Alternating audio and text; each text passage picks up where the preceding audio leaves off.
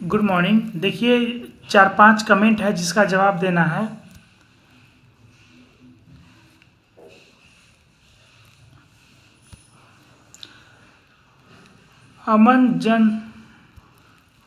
अमन बोल रहे हैं, क्या जीडीएस एबीपीएम को अर्थ पे कमीशन मिलेगा? देखिए, अर्थ पे कमीशन 8वां वेतन लागू होगा तो ये जीडीएस पे लागू होगा कि नहीं होगा, अभी कोई कंफर्म इस पे वो नहीं है। जो जीडीएस का जो संघ है वो मतलब मीटिंग कर रहा है अधिकारियों के साथ, जो मंत्री हैं, ठीक है, जो ग्रामीण डाक सेवक के विभिन्न जो संघ हैं वो मीटिंग कर रहे हैं, प्रयास कर रहे हैं कि जीडीएस को भी अर्थ पे कमीशन के अंदर मतलब कुछ जो भी है कुछ फ़ायदा मिले। देखिए, कुछ ना कुछ फ़ायदा तो मिलेगा ही, क्योंकि जब सबका सैलरी बढ़ेगा तो जीडीएस का भी कुछ बढ़ेगा, ठीक है। लेकिन कितना बढ़ेगा, 8वां पे कमीशन के अंदर में उनको लाया जाएगा कि नहीं लाया जाएगा, अभी कोई अगर बोले कि 100% कन्फर्म है या फिर कन्फर्म नहीं है तो वो देखिए फर्जी वीडियो है। वो अभी कोई मतलब कन्फर्म नहीं है होगा कि नहीं होगा, लेकिन मान के चलिए जब बढ़ेगा तो सबका बढ़ेगा, ठीक है। और संजय त्यागी बोल रहे हैं, हेलो सर, मैं ये पूछ रहा था कि गर्ल्स को भी आरएमएस में स्टेशन पर भेजते हैं क्या? देखिए, जहाँ तक संभावना होता है 99% संभावना होता है लड़कियों को स्टेशन पे नहीं भेजा जाता है। जहाँ पर ठेले पे जो डाक हो जाता है वहाँ पर लड़कियों को नहीं लगाया जाता है। वो मेल एजेंसी पे अधिकतर बॉय लगते हैं, वहाँ पर लड़के ही लगते हैं, ठीक है। अगर लड़की चाहे तो लगवा सकती है अपना वहाँ पर ड्यूटी। देखिए, एक लड़की है, मैं जहाँ सेक्शन में चलता हूँ तो चूँकि कई स्टेशन पे मेरा बैग का लेना देना रहता है, तो एक स्टेशन है जहाँ पर लड़की आती है, मैं जो ट्रॉली लेके आते हैं लोग उनके साथ आती है, तो उसका वो ढकेलती नहीं है, मतलब वो अपने साथ पेपर जो रहता है उसको हाथ में लेके आती है। बाकी जो पीएमजी सीपीएमजी सर का जो बैग होता है उसको अलग से ठेले पे उसको हाथ में लेके आ जाता है, ताकि वो जो अन्य बैग है उसमें मिल ना जाए, इस वजह से उसको हाथ में लेके आ जाता है। तो वो लड़की वही काम करती है।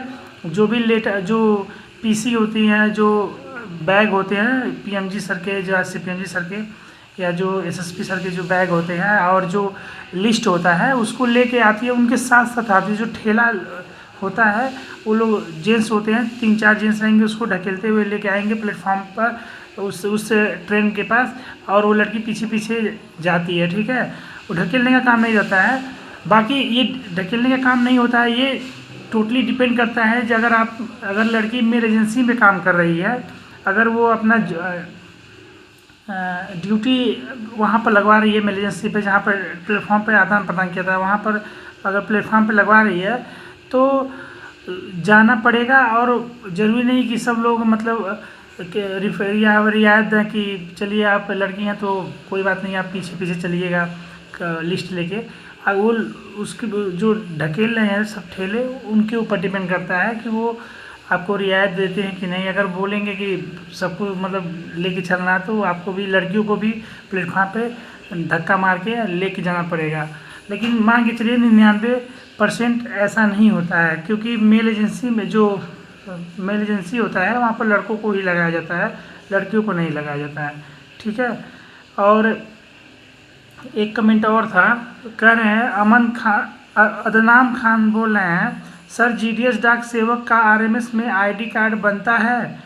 मेरा 10th में 10 सीजीपीए है, आरएमएस में मेरा हो जाएगा, प्लीज़ बताइए। देखिए, 10 सीजीपीए ही मैक्सिमम नंबर होता है, उससे अधिक नंबर नहीं होता है, तो संभावना है हो जाएगा, ठीक है। और अगर आप आरएमएस भरे हैं तब होगा, आरएमएस नहीं भरे हैं तो नहीं होगा। अगर पोस्टल वाला भरे हैं तो पोस्टल में होगा। जब आप फॉर्म फिलअप करते रहे होंगे तो वहाँ पर आरएमएस का अलग से कॉलम दिया रहता है और पोस्टल का अलग से, तो अगर आप आरएमएस में भरे हैं तो संभावना है हो जाएगा। 10 सीजीपीए बढ़िया नंबर है, 95% नंबर होता है, ठीक है, हो जाएगा। बाकी ये अगर मान लीजिए, देखिए अभी जो जिस समय सीबीएसई में 10 सीजीपीए नंबर चल रहा था, अब परसेंटेज आ गया है, तो मान लीजिए कोई अगर जहां आप भरे हैं वहां पर कोई लड़का 97 पा गया, 98 पा गया, 96 पा गया, तो मुश्किल है आपका होना, ठीक है। बाकी आप प्रोसेस जानते ही हैं, पहले सबसे अधिक नंबर वाले बच्चे को देखा जाएगा, अगर उससे आपसे कम है तो फिर ऐसे प्रोसेस, मतलब सबसे ज़्यादा, फिर उससे कम ऐसे होगा, ठीक है। तो आर्मिस में भरे हैं तो मिल जाएगा, अगर नहीं भरे हैं तो नहीं मिलेगा। फिर निखिल बोल रहे हैं पोस्ट ऑफिस को 50% प्राइवेट किया जाना चाहिए। देखिए, प्राइवेट किया जाना चाहिए या नहीं किया जाना चाहिए, हम लोग नहीं मतलब डिसाइड करते हैं, वो सरकार डिसाइड करेगा किया जाएगा कि नहीं किया जाएगा, कैसे किया जाएगा, ठीक है। बाकी आप अपना राय रख सकते हैं, लेकिन एक चीज़ ध्यान रखिएगा, जो बहुत सारी सुविधाएं होती हैं जो सबके पहुंच के बाहर होती हैं, सब लोग उसको अफोर्ड नहीं कर पाते हैं। बहुत ऐसे परिवार हैं जो अगर कहीं कुछ पार्सल भेजना है, तो जैसे आप दिल्ली हैं, मुंबई भेजना है, कर्नाटक भेजना है, या फिर कर्नाटक में उनका लड़का, या केरल में या बेंगलोर में उनका लड़का गया है रोज़गार के लिए, वहाँ पर कमा रहा है अपना, और कुछ मतलब कुछ पार्सल के रूप में भेजना चाहता है, तो पोस्ट ऑफिस पूरे भारत में आप किसी भी गली, किसी मोहल्ले, कहीं भी हो, पहाड़ पे हो, नदी के उस पार हो, कहीं भी हो, पोस्ट ऑफिस का पहुंच हर जगह है, और कम से कम पैसा में। पोस्ट ऑफिस का मेन काम पैसा कमाना नहीं है, प्रॉफिट कमाना नहीं है, पोस्ट ऑफिस का काम है सेवा देना, ठीक है।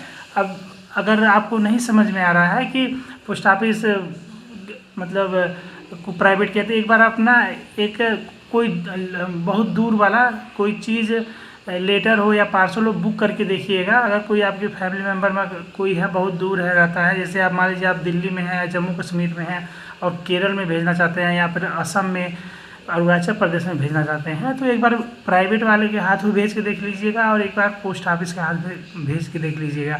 देखिएगा किसका सुविधा, कौन ज़्यादा बढ़िया सुविधा, कौन बढ़िया फैसिलिटी देता है आपको, और कम से कम पैसे में कौन देता है, ठीक है। तो प्राइवेट होगा कि नहीं होगा, ये सरकार डिसाइड करेगा, ठीक है। बाकी एक सब्सक्राइबर और हैं, वो पूछ रहे हैं कि उनका जो बेसिक पे है 37,500 रुपये है, और धानु हैं, वो बोल रहे हैं कि उनका जो बेसिक पे है वो 37,500, तो शायद वो पूछना चाहते हैं कि कितना एनपीएस कटता होगा। देखिए, आप एनपीएस का ऐप आता है, उसको डाउनलोड कर लीजिए, वहाँ से देख सकते हैं। बाकी एक मोटा मैं कैलकुलेटर बताता हूँ। देखिए, 37,500 जो आपका बेसिक पे है, इस समय प्रेजेंट टाइम में, मैं जिस समय वीडियो बना रहा हूँ, इस समय मार्च मतलब साल का तीसरा महीना चल रहा है, और 2025 चल रहा है। इस समय जो डीए है वो 53% है, तो आपका डीए अब बन जाएगा 53% के हिसाब से 19,875 रुपया, और इसमें आपका जुड़ जाएगा 37,500 रुपये, ठीक है। तो टोटल आपका होगा 57,375 रुपया। अब इसका आपका 10% कटेगा, ठीक है, यानी आपका 7,337 रुपया आपका एनपीएस कटता होगा, और 14% इसका 14% 37,375 का 14% सरकार आपके खाते में जमा करता होगा। तो टोटल आपका एनपीएस हो जाएगा, आपका टोटल हो जाएगा 13,770 रुपया, यानी आपका एनपीएस इतना कट रहा होगा, ठीक है। बाकी और कुछ क्वेश्चन होगा तो कमेंट करके पूछिएगा, और एनपीएस का कैसे उस ऐप में लॉगिन करते हैं उसका अभी मैं एक वीडियो बना के आपको दिखा दूंगा, ठीक है। आप ऑनलाइन अपना देख लीजिएगा, कौन नॉमिनी है, कितना जमा हुआ है, ये सब दिखाएगा, ठीक है। मिलते हैं अगले वीडियो में, तब तक के लिए बाय। कुछ क्वेश्चन होगा कमेंट करके पूछिएगा।